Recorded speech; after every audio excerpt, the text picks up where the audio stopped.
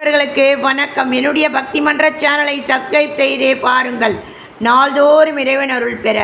இன்று வைரவன்பட்டி கோவில் வரலாறு பற்றி பார்ப்போம். சிவகங்கை மாவட்டத்தில் உள்ள வைரவன்பட்டி கிராமத்தில் இந்த கோவில் அமைந்துள்ளது. இது காரைக்குடி அருகில் இருக்கும். மூலவர் இக்கோவிலின் பிரதான தெய்வம் கால பைரவர்.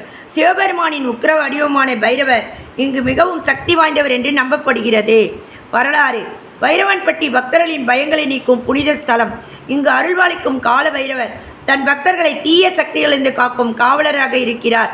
பழமையான காலத்தில் சித்தர்கள், யோகிகள் இந்த இடத்தில் தவம் செய்ததாக கூறப்படுகிறது. அவர்கள் தபசின் பலனால் இங்கு பைரவர் சக்தி அதிகரித்து இன்று வரை அதே தெய்வீக ஆற்றல் நிலைத்து வருகிறது.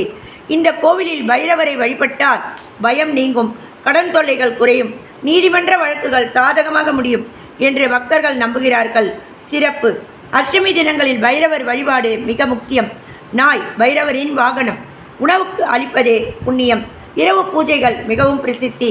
தரிசன பலன்: எதிரிகள் விலகுதல், தடைபட்ட வேலைகள் நிறைவேற்றுதல், மன அமைதி கிடைத்தல். பயங்களை அழிக்கும் பைரவன். அஷ்டமி திதியில் தரிசிக்க வேண்டிய பைரவர் கோயில்.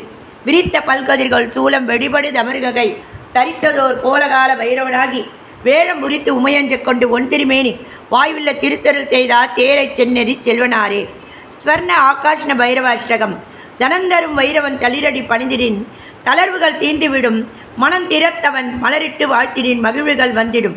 சிலந்தவு தன்னையின் சின்மய புன்னகையில் சிந்தையில் ஏற்றவனே தனக்கிளை ஈடு யாருமே என்பான். தனமழை பெய்திடுவான். வாழ்வினில் வளர்ந்தர வையகம் நடந்தான் வாரியே வழங்கிடுவான். தாழ்வுகள் தீத்திர தளவுகள் மலர்ந்திட தானென வந்திடுவான். காழ்ப்புகள் தீத்தான் கானகம் நின்றான் காவலாய் வந்திடுவான். தனக்கிளை ஈடு யாருமே என்பான். தனமழை பெய்திடுவான். முழுநில வதனில் முறையோடு பூஜைகள் முடித்திட அருளிடுவான். உழுதவன் விதைப்பான், உடைமைகள் காப்பான், உயர்வுறச் செய்திடுவான். முழுமல தாமரை மாலையை ஜெபித்து முடியினில் சூடிடுவான். தனக்கிளை ஈடு யாருமே என்பான். தனமழை பொழிதிடுவான். நான்மறை ஓதுவார் நடுவினில் இருப்பான். நான்முகன் நான் என்பான். தேனினை சுவைத்து பழத்தை சேர்த்தவன் ருசிப்பான். தேவைகள் நிலைத்திடுவான். வான்மழை எனவே வளங்களை பொழிவான்.